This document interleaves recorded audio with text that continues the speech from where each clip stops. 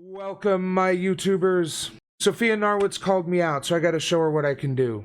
Actually, I don't care what she thinks about me, but, she poked the bear. So, let's see what she has to say about manufactured outrage. Something I'm sure she knows nothing about. So let's see. What was it?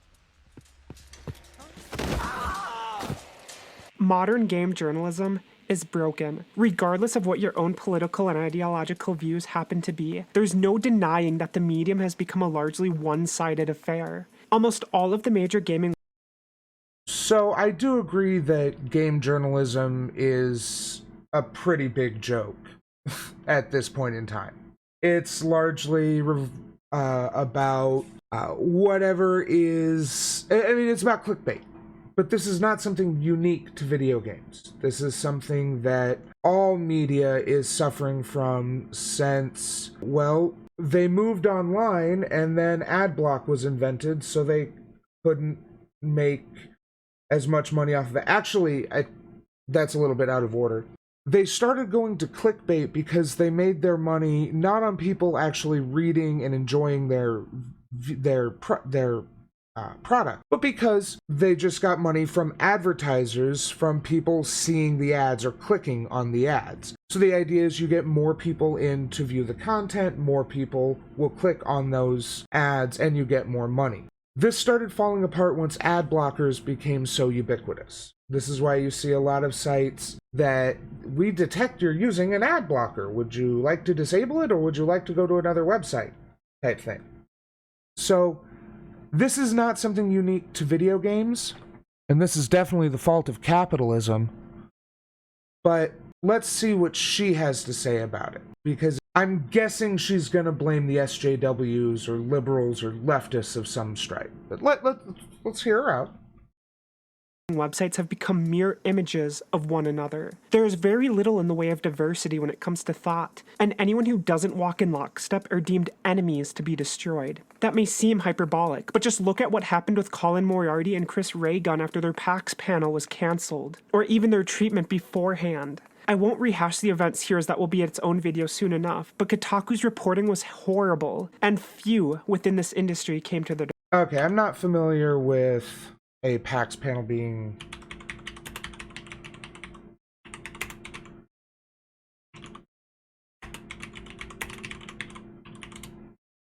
I can't fucking type.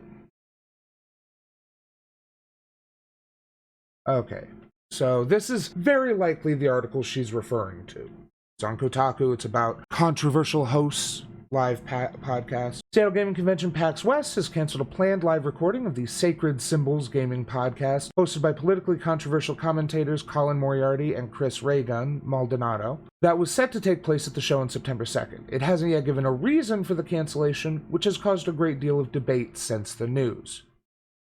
Moriarty announced the cancellation on his Twitter feed on July 30th, posting a screenshot of an email from the show's organizers. Apologies, but we unfortunately have to remove your panel from the PAX West 2019 schedule, the note read. We apologize for any confusion and are happy to still issue special guest badges to you and the folks you had designated as speakers, so you still have access to the show for all 4 days. So, this definitely sounds like, just from these first 2 paragraphs, that they had received a great deal of pressure and had been incentivized into canceling the podcast, but that PAX... the PAX organization had no real issue with them. It was just they were going to lose more money keeping them than canceling them. The panel was set to take place in the Hydra Theater, one of the bigger venues at the conference. PAX West and IS released official schedule. I suspect we were pulled for political reasons, Maldonado told Kotaku in an email. Moriarty and Maldonado are very popular and divisive figures, both alternating between gaming discussion and conservative political commentary. In a 2016 music video titled Ain't No Rest for the Triggered, which has over 4 million views on YouTube, Maldonado mocks people for being angry at things like racist Halloween costumes and misgendering transgender people. I could see that a man had dropped his keys, he said. I'm not even a man, I'm a bigendered girl with manly tendencies, reads one section of the lyrics.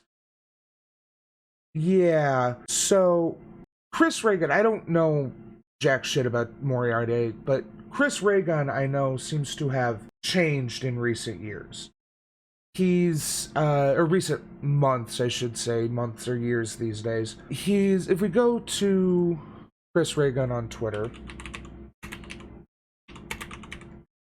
because everything's on Twitter these days.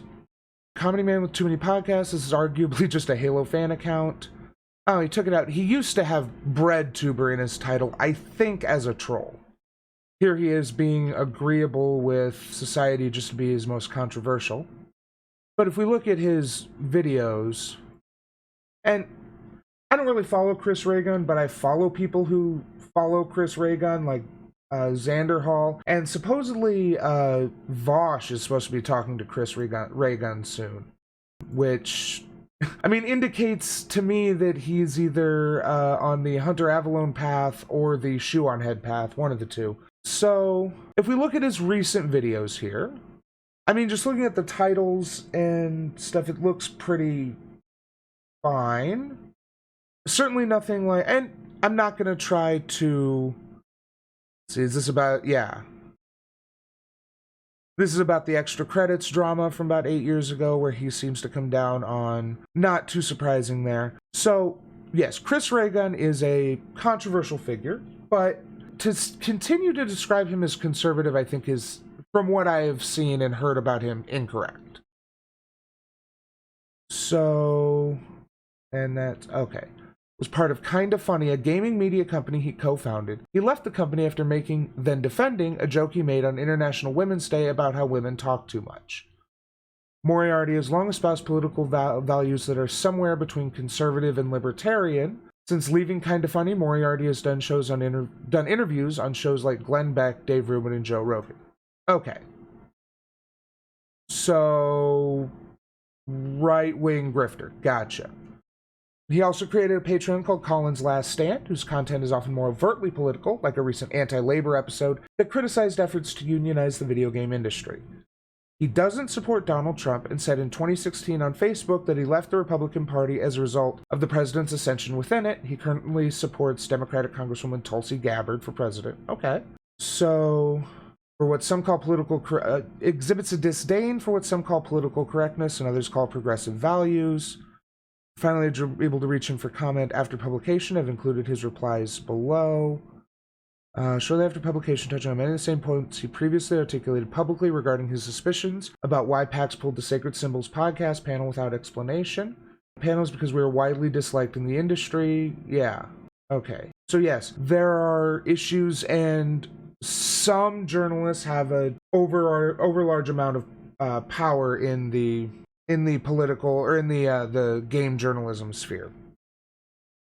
But that definitely does seem like a situation where they may have been quote-unquote canceled incorrectly, possibly not for anything they have done recently, but just for their reputation. And while I do think people need to be responsible for the actions they've taken in the past, they also there needs to be allowances for them to change. And at the very least for Chris Ray Gun, and I mean, if Moriarty was supporting Tulsi, then he definitely seems to have moved somewhat left, because Tulsi has her issues, but I don't know that she's a liberal. I could be wrong, but my point is that it seems like they're being treated like they're the same people now that they were in 2016, and they clearly are not. Defense. This one-sided ideological mindset is also leading to the manufacturing of frankly just silly outrage. Each week a new story arises that gets tons of coverage and paints a picture of a medium swamped in righteous fury over whatever incident has been deemed a slight. Game journalists jump on and act as if they're upset, and they turn out articles that almost always entirely agree. There are tons of different gaming websites, yet the opinions are practically the same. Countless articles complain about Ubisoft not committing to politics, yet finding articles from these same sites that offer a counter-argument is nigh impossible. The issue isn't that certain views exist, either. If Vice wants to be sensitive Sallies and cry over optional police skins in a video game, fine. I'll judge and I'll mock, because I mean, Vice is all about pointing out issues in our society. And yeah, I mean, I don't think video games should be celebrating police militarization. I just don't think that should be what they do. But, I mean, this is what Vice does. This is talking about the issues in society. If we can't talk about the issues in society, then how the fuck do we correct them? Holy shit, it's pathetic. But as a Holy shit, it's pathetic to talk about things that have an impact on society. You're the pathetic one for not being able to take fucking criticism about your medium. That's all that is. That's all any of this outrage is. Now, does it get taken too far by some outlets? Absolutely. There are some people, mostly individuals, who will take representation or the lack of representation as a moral failing of the entire system. But the fact that these companies are trying to promote progressive values in video games, I think is a good thing. And to call out situations where it's not promoting progressive values, where it could in fact be reinforcing regressive values, calling that out is also a good thing.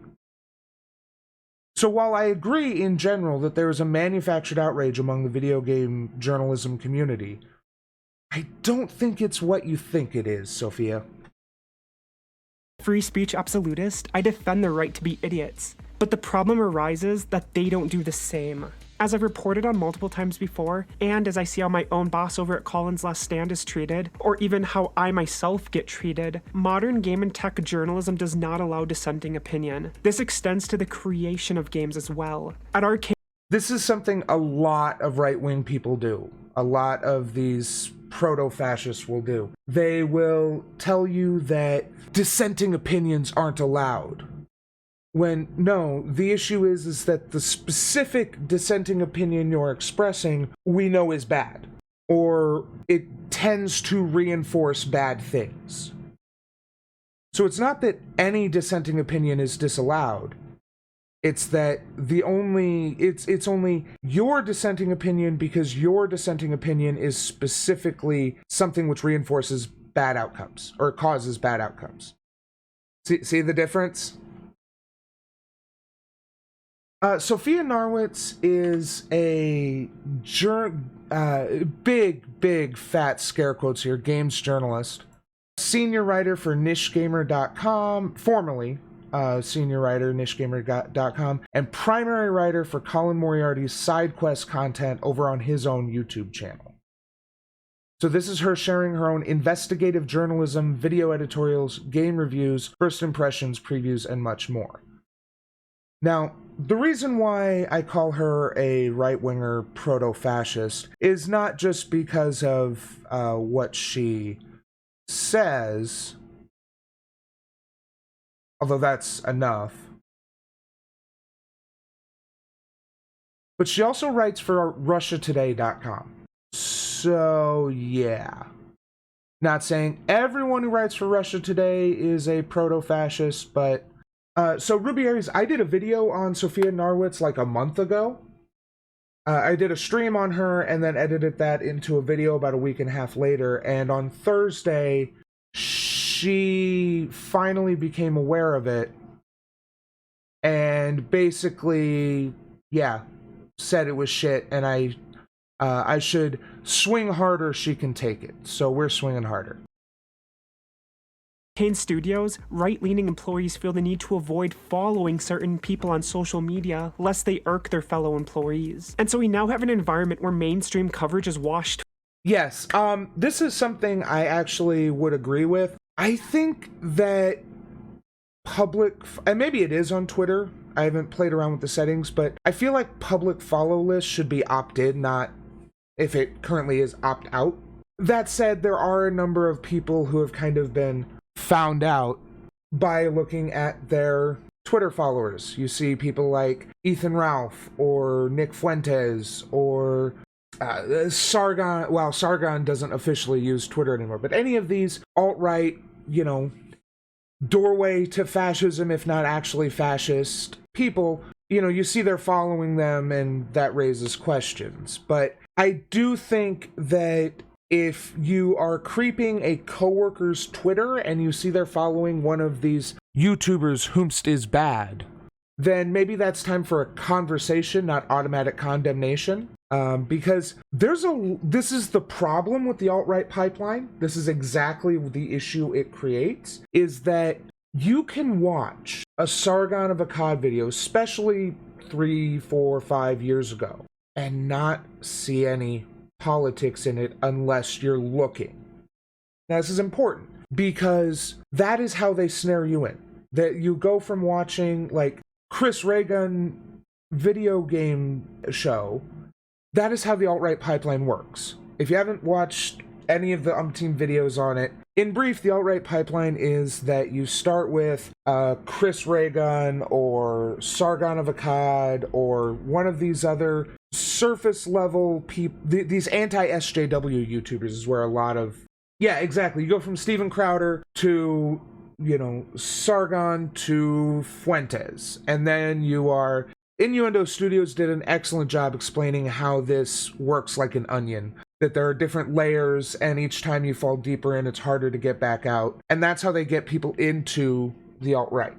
So there's a possibility for someone to be following someone because they like their gaming content, but don't pay attention to their political content if there is anything that is explicitly political. Again, this is a cause for a conversation, not condemnation. I do not agree with anyone who automatically condemns someone because of their Twitter followers, absent any other evidence.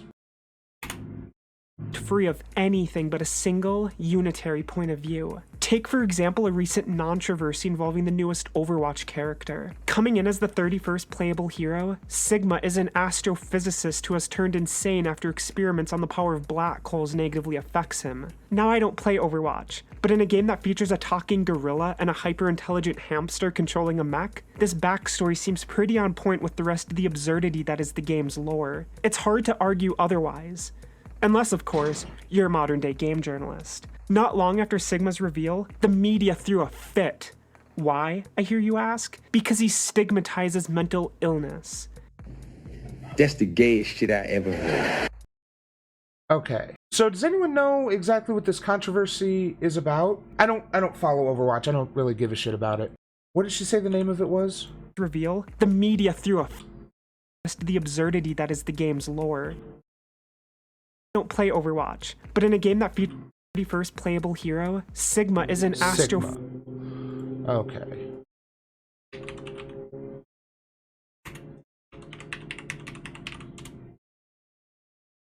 Okay. So Sigma, an eccentric astrophysicist and volatile tank who gained the power to control gravity in an orbital experiment gotten wrong. Manipulated by Talon and deployed as a living weapon, Sigma's presence on the battlefield cannot be ignored. Okay. Sigma, Overwatch, controversy. Has bare feet. Okay.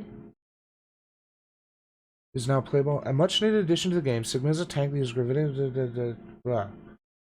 And it's freaking everyone out. His little piggies are just out there. Sigma is a god, is as God made him from the ankle. His dog. Okay. By 99% of his cut, but his heels and toes are just completely naked.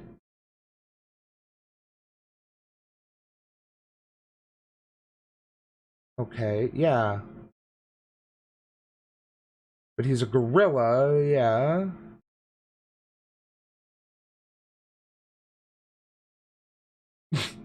Sigma funded his research on gravity by selling feet pics. True! Yeah, hot pink crops.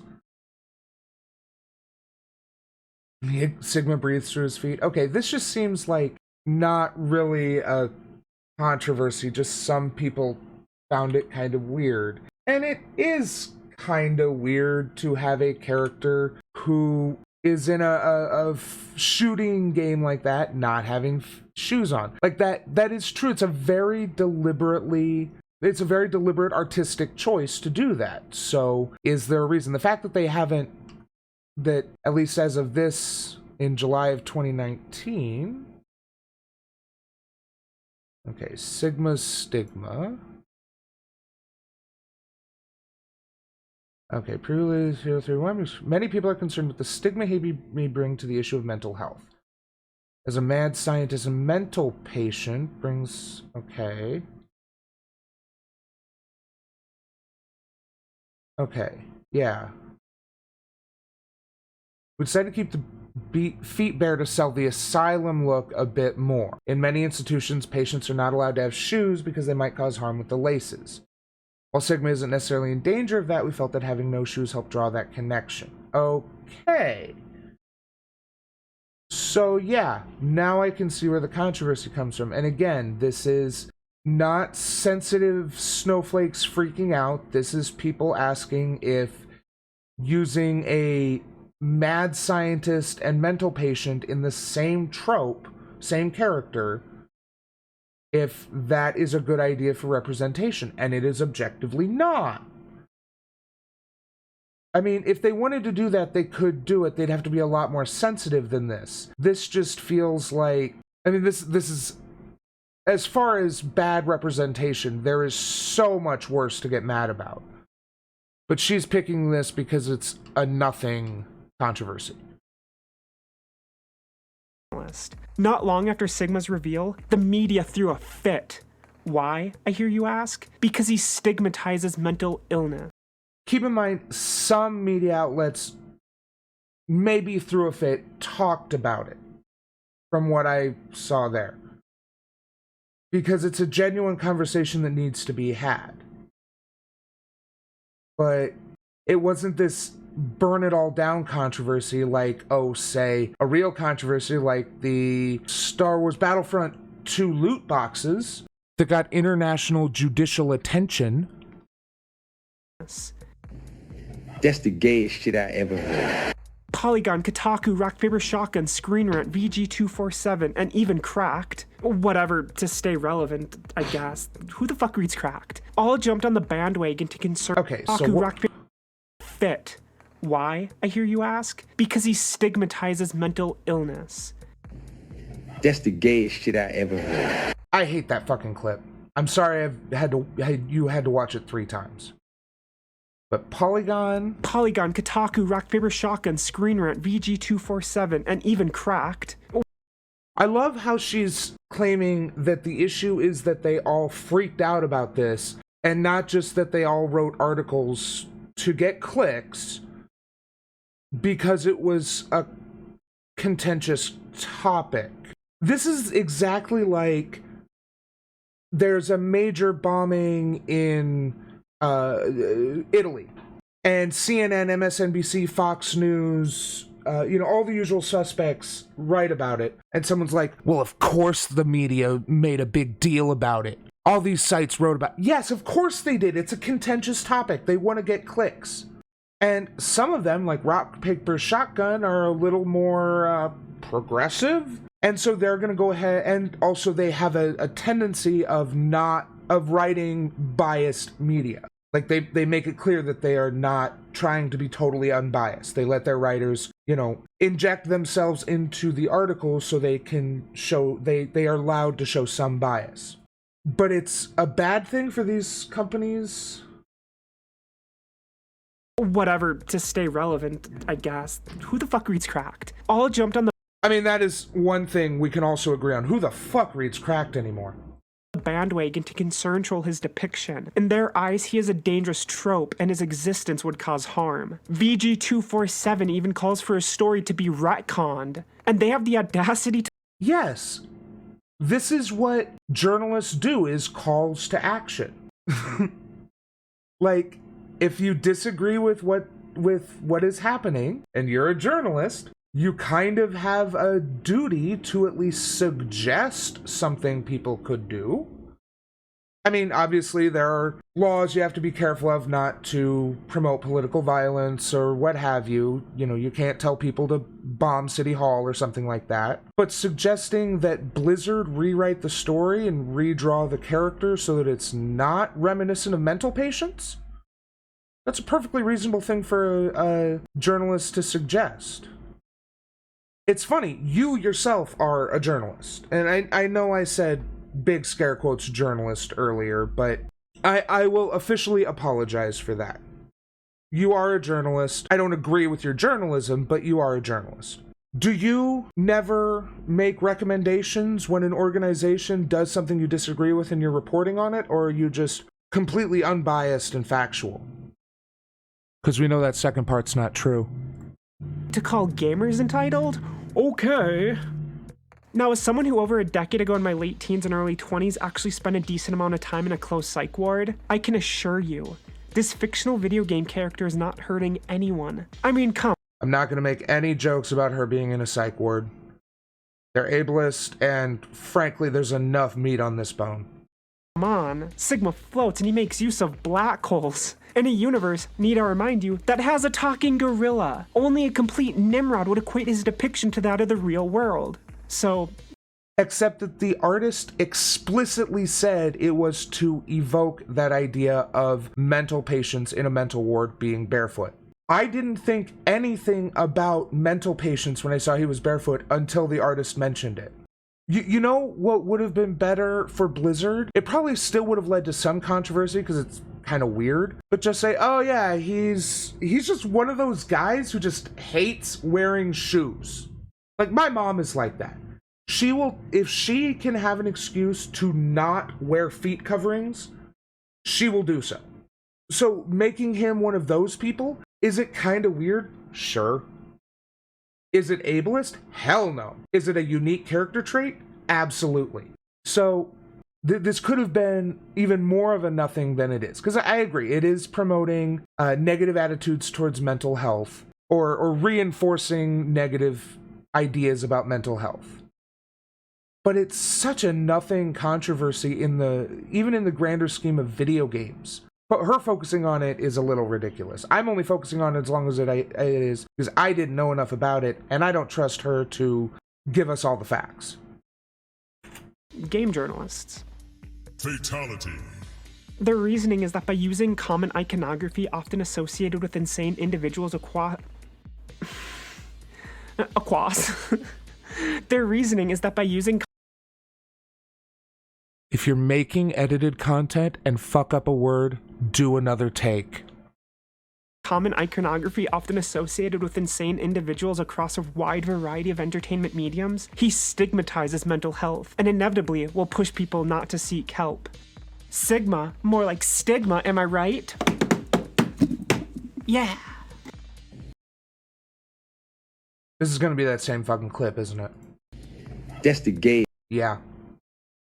So, again, Sigma was using negative tropes and stereotypes about mental patients to inform his character. That's not good. That's not good at all. It's not that it's going to prevent people from seeking mental health, although it definitely could. The issue is that it continues to stigmatize mental health and people seeking help, and especially people in mental hospitals.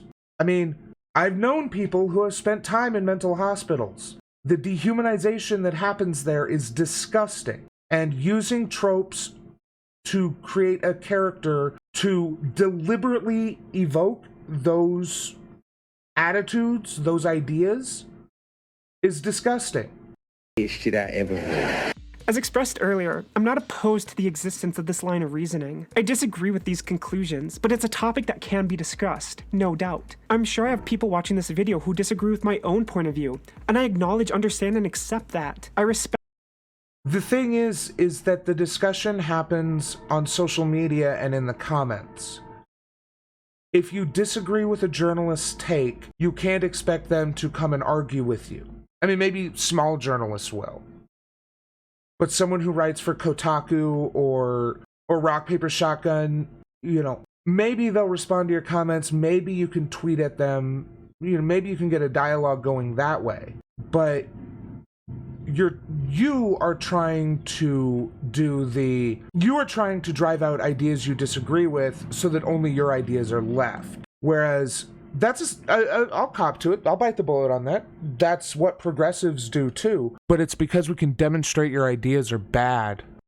Respect viewpoints different than my own, honestly. But the issue here isn't that these points of view exist, it's that that's all that exists. With one lone exception, and this isn't a huge site, though it has hosted articles of people who do write at bigger sites, I couldn't find articles on any quote-unquote mainstream website that argued against the Sigma notion pushed by the press. Another question that remains is whether this is even I mean, media has a well-known liberal bias.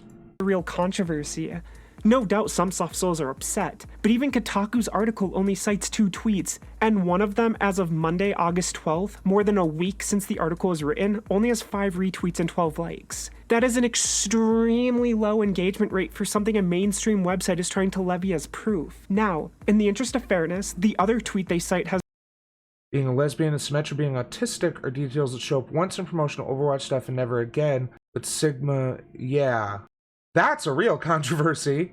I know a lot of people who are happy that Tracer was explicitly made a lesbian. I don't know if there was a lot of talk about Symmetra being autistic, but again, I don't really pay much attention to Overwatch, so it could have been a thing.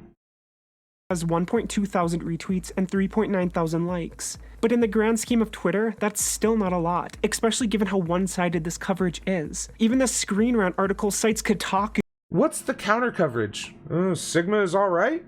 He's got some neat powers?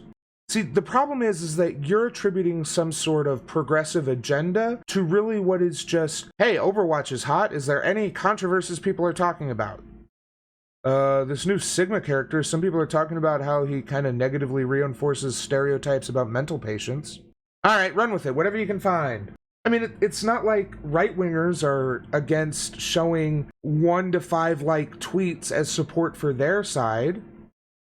At least when Kotaku is talking about Sigma being an issue and showing 12 like tweets, they have some, academic grounding to it. It's not just them manufacturing something out of a handful of 2 like tweets. Paul Joseph Watson loves doing this. This is different, if only slightly. So this rage is trapped in a bubble. Controversy has become a deeply one-sided affair, and this is where outrage stops being genuine and becomes manufactured. All opposing points of view are shut down. Just look at Reset Era for this. The notoriously cerebrally fragile gaming forum that plays host to many game journalists and industry insiders has already taken to banning users who even politely disagree that Sigma is. Reset Era is an awful site, so yeah, it's not surprising that they would shut down. I do 100% wonder why the hell we have yet to see a single black woman on that roster. The community has been very vocal about wanting a black woman to become a playable and well-rounded character since day one. Continue to hear claims of we listen to the community, respect diversity, and all this crap. Should a black woman be on a higher stance? Men would like to have XYZ, and what's currently missing does appear racist and no sexist to me. People prefer race, gender. Okay. I mean, I do think it probably was blown a little bit out of proportion, including by this very video we're watching. I mean, I actually agree with... I disagree with this person. I don't think they probably should have been banned. They just should have been talked to or open up a dialogue with this person and explain why, even though it's not 99% white cishet males, it's still overwhelmingly white or white-passing individuals. And there's one lesbian. Everyone else is ostensibly het. There's one article of this sort every time another Overwatch hero gets released, no matter what that specific hero is, one of the most diverse. I mean, it's sad to say, but this person is right. Like, Overwatch, for a modern shooter video game, is relatively diverse. Is offensive, and this bubble is extending to most other non-traversies. To continue using Overwatch as an example, and so I don't have to browse the net for other game footage, yay easy editing, another absurd claim about the game is that it's not diverse enough. I'm going to let that sink in. Yes, the game that features gay So people who claim that Overwatch isn't diverse enough are people who are trying to create greater representation. Basically, a lot of people will say, well, there's only like 13% of the population that's black, so 13% of the roster should be black. Round that down, that's basically one person, unless there's, 130 people in the, 130 people to choose from. And to that I say, we don't count representation. Like, if you've constantly overrepresented a certain demographic, for years and years and years and years and years, you don't undo that by giving less represented demographics representation equal to their position in society. I.e., if you have a cast of characters and somehow this cast of characters precisely maps to the demographics of the United States, you've got like, 10% black, 5% Asian, whatever the demographics are, I don't know. That's still going to be overwhelmingly white.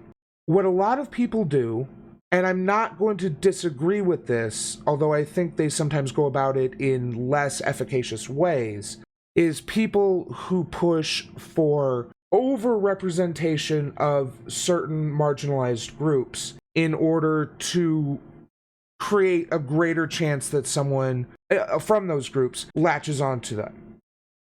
And because we've been overwhelmingly white dudes, we can afford to have fewer of them and still have plenty of representation for all us white dudes in video games or whatever medium we're talking about.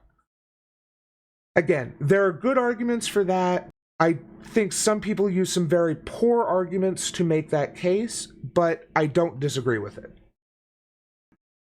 Black, Latino, disabled, autistic, Asian, and overweight characters, and which checkmarks other diversity boxes, is deemed not diverse enough. It's crime. There's no bona fide black African woman. There's Egyptian women. I guess because Egypt's not Africa anymore. I don't know. Maybe game journalists failed geography. And Indian women, but there's no black one. And so a game with one of the most diverse casts in gaming is no... So yeah, Egyptians are Africans, but they're not black. Indians are, stay with me here, Indian. They're not black. I know that to a lot of conservatives, there's no real difference between black and brown people, but particularly when we're talking about representation, black people are different from Egyptian. What we are talking about when we say black people are different from Egyptians, are different from Indians, are different from Arabic people. Although Egyptians are much similar to, or mostly Arabic, there are some differences. And so, when we're talking representation, oh, you got an Egyptian, you got an Indian person. Yeah, but where's the black person? I mean, it's literally what they're saying, and you're just trying to palm them off. It's not going to work. Stop trying. longer good enough. That's an insane claim, yet there's no articles on any big site that I can find that argues against those that are outraged. So all people see is one-sided controversy, which naturally, given how society in general works, but more importantly how the internet works. Yeah, it's almost like society is more progressive than you want it to, which is reflected in our media. I mean, particularly the gaming community is pretty, I don't want to say conservative, but, like, there's a reason why the N-word is also referred to as the gamer word. Gamers, as a trope, as a cliche, tend to be pretty, regressive, and that's why the media is so surprisingly progressive, and a lot of that is because they have been pushed by loud voices in the community to be more progressive. I'm sorry that you disagree with I don't want to say the majority, but the loudest segment of many gaming communities. And shout out to Magic the Gathering for really going out of their way to be representative. They're not perfect, and they've dropped the ball a couple of times very recently, but they had a trans woman, no, I'm sorry, my mistake, trans man in a set in 2014, which means that they would have started developing it in 2012 or 2013. So yeah, some areas are more progressive than others. But overall, the game's journalism seems to be, at least make mouth sounds, or whatever the equivalent mouth sounds are to words on a screen, towards the progressive movement. People latch onto that because they see others are mad, so they too get mad. Reset Era would once again ban anyone who disagreed, and all of these images above only There's nothing wrong with asking for it, but I don't believe it's a reasonable criticism of the game or Blizzard.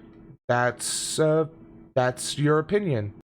Silly controversy. Overwatch is this is liberal brainworms. We've got some diversity, so let's not push too hard. Or remember the infamous Boogie tweet?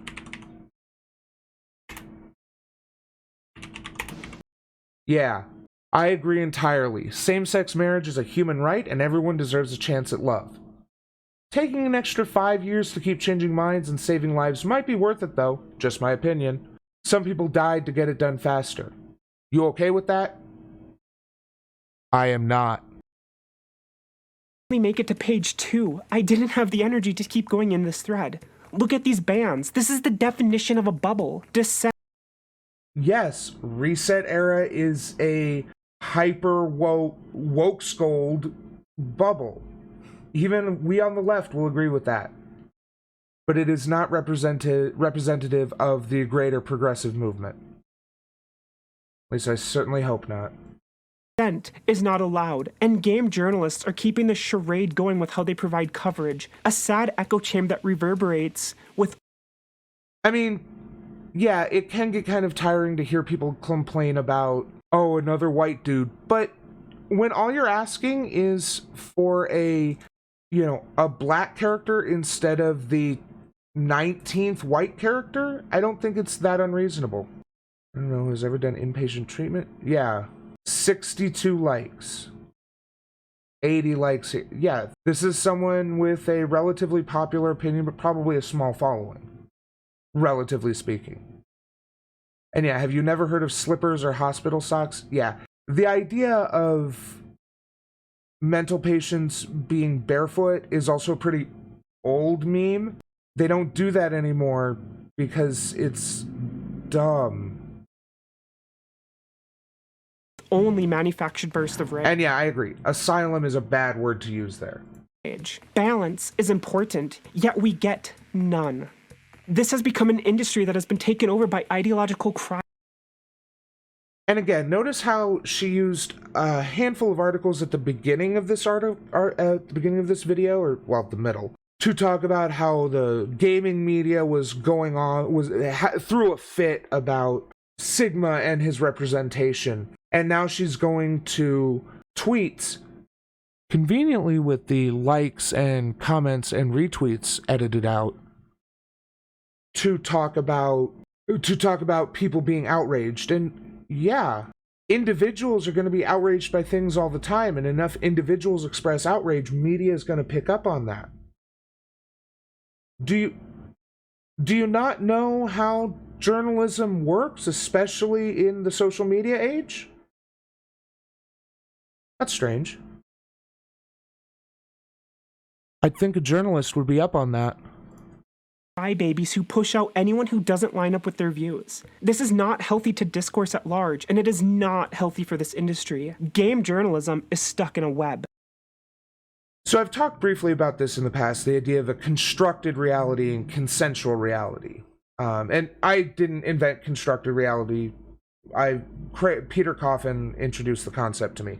But it's true that many individuals will just mute or block anyone who has an opinion that differs from them. And I agree, Sophia, that's not a good idea.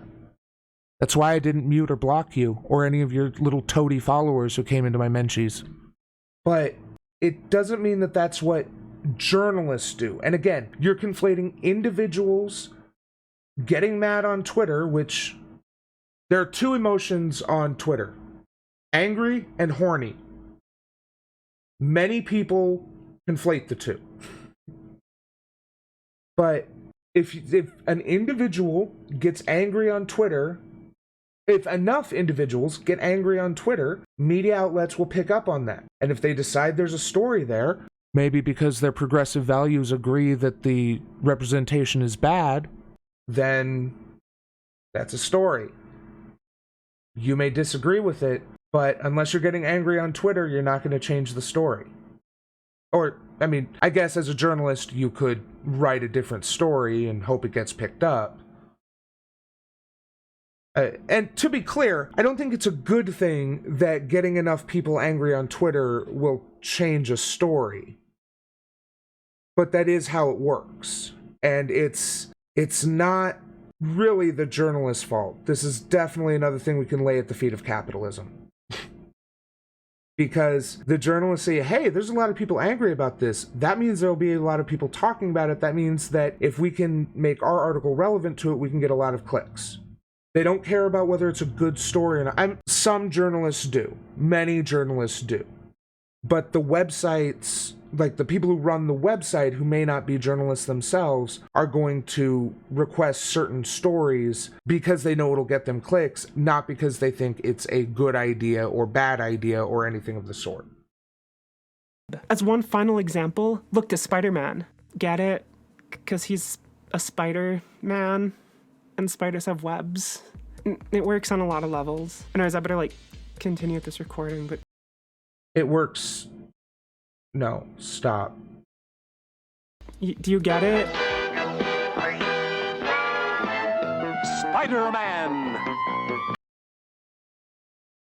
You know, when Jack Saint does this, it's at least a little bit funny. But this is just trying way too hard. Maybe it's his accent. That's the sound of the police! On September 7th, a thread was posted on Twitter with criticisms that the recent... Just days after it's revealed that IBM used NYPD surveillance cams to develop skin color profiling using unsuspecting New Yorkers, Insomniac's Spider-Man game unlocks its map by requiring you to get all the NYPD surveillance towers back online. How heroic. You know, it is kind of an issue, the relationships between video game developers and the US military. I mean, Call of Duty gets a lot of its models and behaviors from a direct partnership with the military. And don't even get me started on movies that are basically 2-hour recruitment videos that you pay to watch. Yeah, and it's my mission. Yeah, this is a little funky. This is definitely, but there's a lot of police state, surveillance state stuff that goes completely unquestioned in the Marvel Cinematic Universe. So, at least, one thing I will say about DC, in The Dark Knight, they at least had Lucius Fox say, "This is monstrous. I can't support this," when he was confronted with the surveillance program that Bruce had built. And then at the end, after he'd caught it, he explicitly made sure it would be destroyed. Like, say whatever you will about Batman, and I definitely don't agree with everything about Batman. That particular representation was fairly responsible. And then you've got Iron Man, who thinks that a neural net capable of monitoring the entire world is okay until it becomes self-aware and tries to kill him. Like, the fact that Bruce built that into the system in The Dark Knight shows that he knew it was a bad idea, but it was an extreme measure to catch the Joker. Like, he needed to go to extreme lengths to capture the Joker. The net in the MCU was just because Tony Stark was bored and had an idea. But one is explicitly condemned within the text of the film, and the other is only condemned half-assedly and then when it comes to life to kill everyone. This is unsurprising for a Marvel game. It's still unsettling and bad.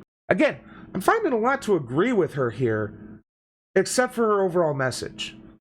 Or the specifics of her message. I agree, this is a shitty thing to do in a video game. Let's be honest though, there's a lot shittier things. White phosphorus, anyone? PS4 release of Marvel's Spider-Man had turned the titular character into a surveillance state reporter, and that the game was, quote-unquote, propaganda. The basis of this argument is that a map-revealing gameplay mechanic is bad because it sees the player aid the NYPD in turning on a series of Oscorp-owned towers scattered throughout the world. The tweeter... I don't even have to go ACAB to tell you why that's bad.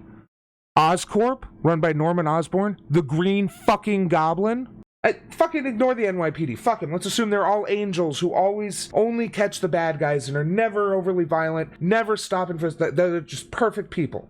You're giving the Green Goblin a citywide surveillance network.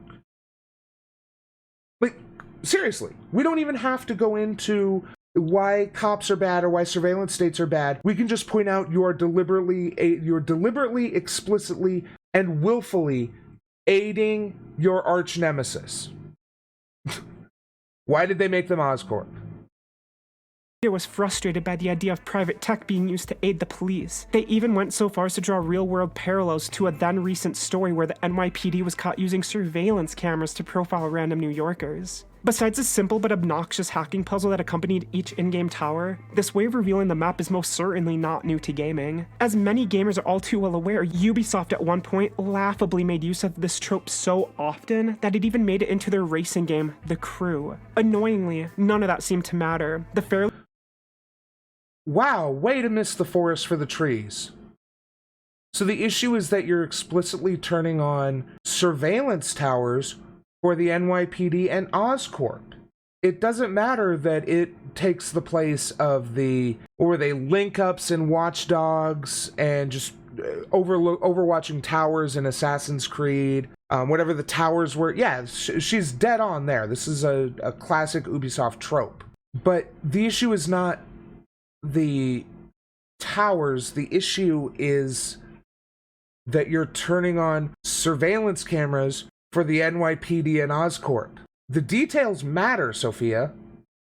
really small thread was shared among a few game journalists on Twitter. Within days, articles began popping up on various sites discussing the Spider-Man cop problem. The first of these pieces was posted on Deadspin. The article, written by Tom Lay, begins with him praising the game before saying that one thing he did not enjoy is how the game turns Spider-Man into a friggin' cop. The article then goes on to repeat most of the talking points made in the original Twitter thread already mentioned. Following that article, a deluge of new pieces criticizing Spider-Man for being a cop spilled forth onto the web. Kotaku, The Ringer, and The Outline all ran headlines about it, and even my friends over at Waypoint got all uppity towards it at the end of one of their podcasts. Naturally, there were no articles offering a counter-argument, once again establishing a highly... I mean, superheroes have always been kind of just super cops. They explicitly started out doing cop-like things, stopping muggers and thieves and what have you. It's only when they realized that it's a little uninteresting to see someone as powerful as Superman, even as relatively depowered as he was back in the 30s and 40s, to see him going up against regular folks, so they started powering up their enemies, creating superpowered enemies for a superpowered being. But they've always been that kind of fascist cop paradigm to heroes. Even anarchic ones like the Green Arrow is somewhat liberty type based, explicitly based on Robin Hood, who was, well, I mean, if we ignore his motivations for doing so, he was something of an anarchist hero.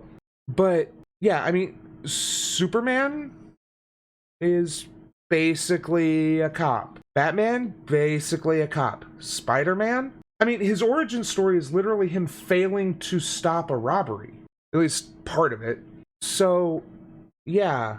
This discourse pops up every now and then.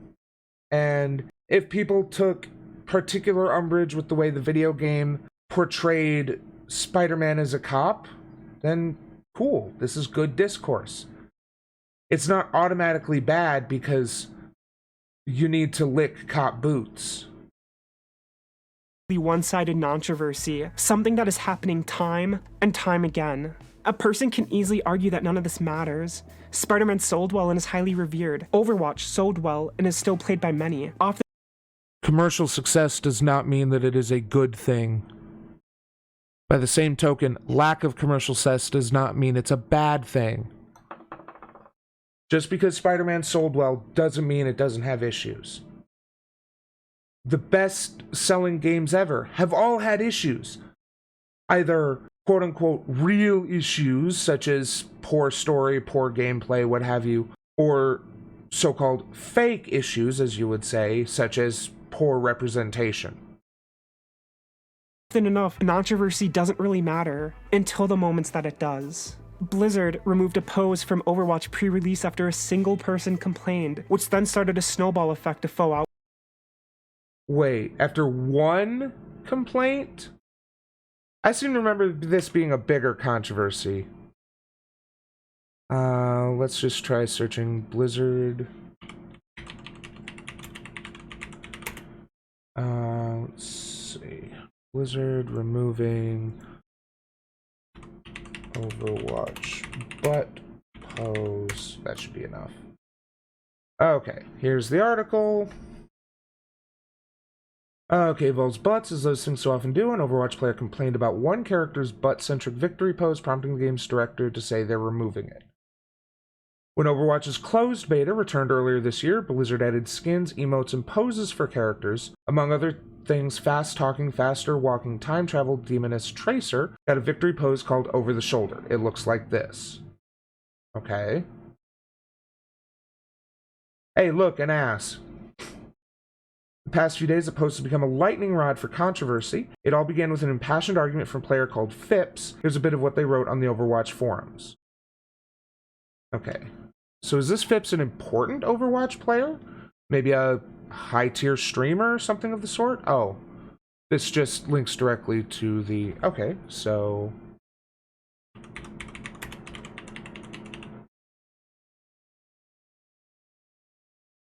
Okay.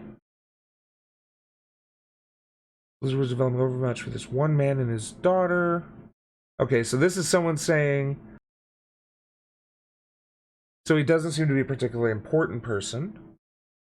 It's not fun, it's not silly, it has nothing to do with being a fast elite killer. It reduces Tracer to another bland female sex symbol. I mean, I think that the limitations of the engine mean that what is supposed to be a "are you coming?" or, you know, a kind of flippant pose is more, you know, "hey, check out my ass." I agree that it's a little weird. But then I'm not someone who's highly sensitive to image. Things have to be a lot worse than this for me to consider them overly sexualized. Maybe I'm just burnt out. She knows who Tracer is. As she grows up, she can grow up alongside these characters. What I'm asking is that you, as you continue to add to the Overwatch cast and investment elements, you double down on your commitment to create strong female characters. Okay. So it looks like one person made the argument, and then a bunch of other people piled in. Blizz, please don't listen to people like this. Next, she'll be asking you to take away McCree's cigar because she doesn't want her daughter to see people smoking. Yeah, it doesn't seem sexual to me. I do see where the person is coming from, though. The way I interpret her stance is a cutesy little arrogant, "Yep, gotta," as she looks over her shoulder at the people she just dominated. The butt cheeks that are evident are simply because of her outfit, and she is a woman, so, like, what do we do? Remove the butt cheeks? I think it's in character. Yeah, I agree. I think that any kind of issue with her position here is simply a limitation of the engine. But... So she wants more people advocating for bias, normalizing imagery of the mentally ill, and she'd like people to be quiet, please, when popular stories are redone to cast heroes as status jackboots. Yeah, that is a wonderful summation of Sophia Narwitz.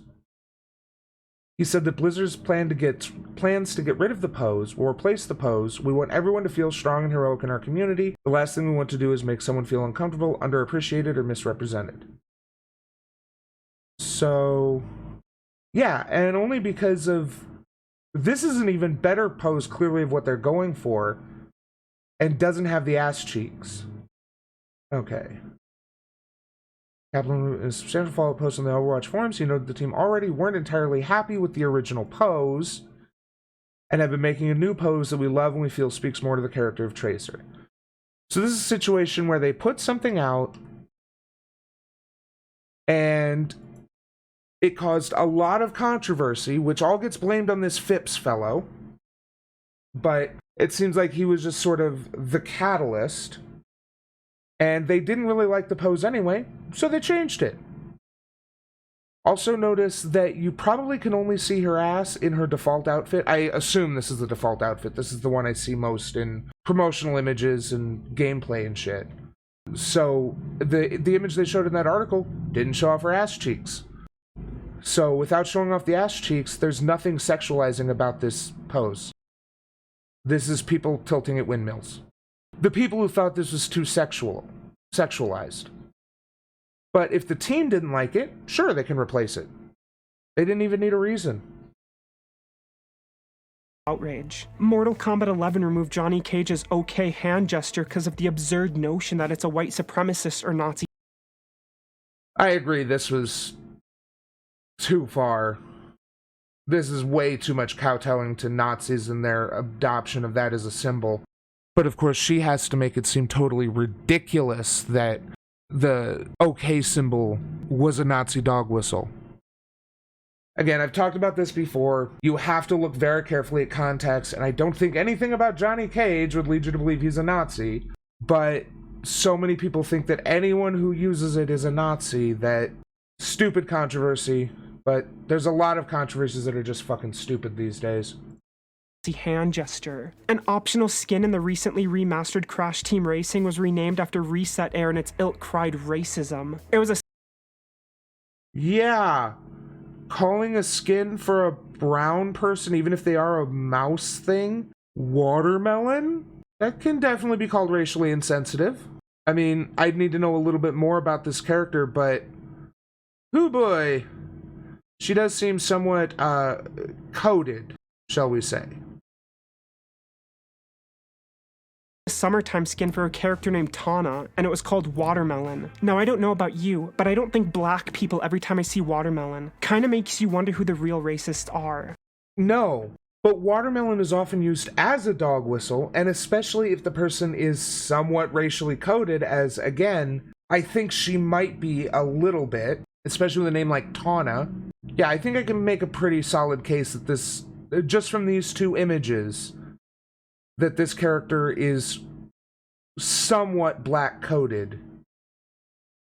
And so calling her skin watermelon is definitely leaning into that. Probably in a bad way.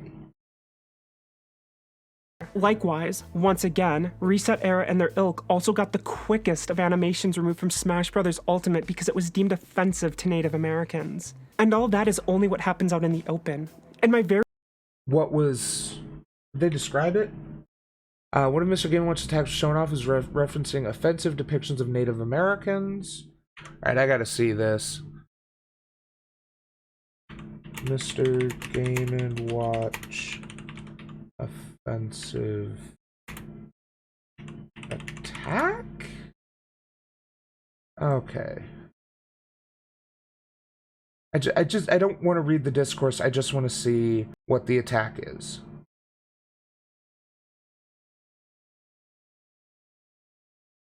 Recent videos.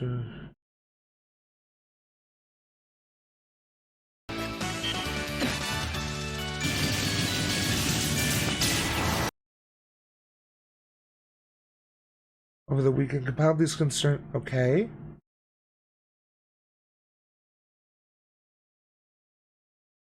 I mean, if I'm seeing that right, it's just the.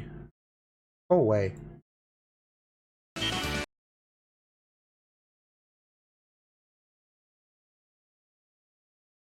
Yeah, this definitely seems like Reset Era going overboard, but someone can show me where I'm wrong, I'm happy to look.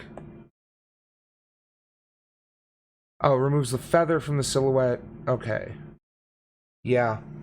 Reset Era is really sensitive. Reset Era and the... But let me be clear, I am not enough Native American to know what they have gone through, so if Native American groups have an issue with this, then I support that. But if it was just Reset Era, then probably not a real issue. Their ilk also got the quickest of animations removed from Smash Bros. Ultimate because it was deemed offensive to Native Americans. And all that is only what happens out in the open. In my very own reporting last year, I revealed how Dishonored 2 had environmental storytelling, whereas bras and other items were scattered about as to give clues to the locations of who they belong to. As per a source at Arcane, these were forcibly removed after a high-ranking employee fell for the rhetoric of Anita Sarkeesian and deemed such storytelling as sexist. This is the same studio, mind you, where game developers... Again, that is very context dependent. If these are under things in places where, women are subjugated or otherwise just, not good representation, then it's not a good idea. I don't know the specific scenes she's referring to. And again, this very well could be the dreaded ethics department coming in and saying that, no, this is bad. We can't have this in our video game for whatever stupid reason. But it doesn't necessarily mean that the director fell for someone's propaganda. It could be that they were educated. I don't know, I've only got a minute left. This has been pretty boring. Must hide their political views if they lean any bit to the right. Meanwhile, their co-workers go on Twitter tirades speaking ill of all men. As Colin Moriarty has Yes! I want a world where leftists can speak out and conservatives have to hold their tongue. Jesus Christ, give me that world. Any kind of pushback at all and you fucking proto-fascists act like you're being sent to the gulag and thrown on the rack. Please give me a world where leftists can speak out without fear of reprisal, but conservatives have to hold their tongue because they know they'll get in trouble for it. Please. I wish it's second only to a world where my beliefs are conservative. shown make a Make sure because when pasta a dozen mediocre white men will apply without batting an eyelid. The only thing they have that you don't is unbridled confidence. I mean, yeah. Yeah, you should be socially ostracized for being conservative. All conservatives are child molesters and racists. Everyone knows that. Exactly. Absolutely. dad joke about women being loud, and your career will be ruined. But wait, that was the joke? Right. Meanwhile, their coworkers go on Twitter tirade speaking ill of all men. As Colin Moriarty has shown, make a dad joke about women. Peace and quiet, a day without a woman. That's it? That's what he got quote-unquote canceled for? Yeah, I'm gonna go ahead and defend him on this. That's not a bad joke. I mean, if you can't handle that kind of thing, stay off social media? I know that that's kind of a bad take too, the idea of, oh, if you can't handle harassment, just turn it off, bro. But that's such a non-offensive, edgy joke. And it's a day without a woman. He's not even saying like a day without women or you know, trying to call for genocide or anything like that.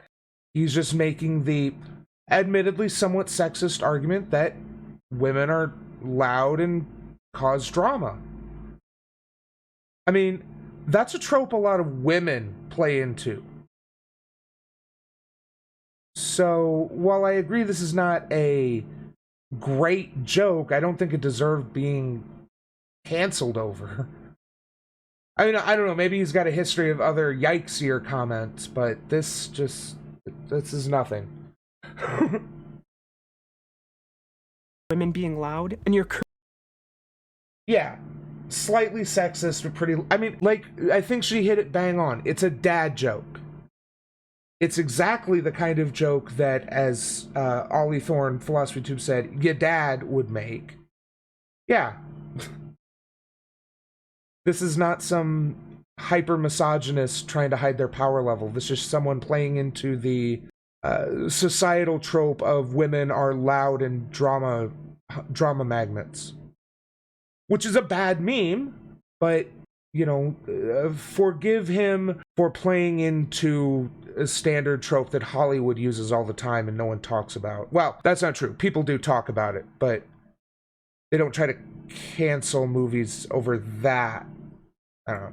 Career will be ruined, but consistently speak shit about all men, and the media stays quiet. I cannot stress this enough. This entire industry is becoming an ideological blob that spits out anything that doesn't align with. Wait, what? There are plenty of journos who talk about how men are the problem. There's plenty of people. It's just that, again, there's this major power imbalance historically, so shit-talking men is particularly among progressive people who care about making the world better. shitting on men is kind of an acceptable target, because you're undoing the years of where no one would criticize men. Whereas shitting on women, especially like that joke was for things that are not inherently true about women, is bad. Just because you disagree with the outrage doesn't mean the outrage is bad, and just because you disagree with the lack of outrage doesn't mean the lack of outrage is bad. With its predisposition, all while freaking out over nothing and making a big deal out of things that don't actually matter. Manufactured outrage is real, and this industry is rolling in it, and careers are being made or tarnished because of it.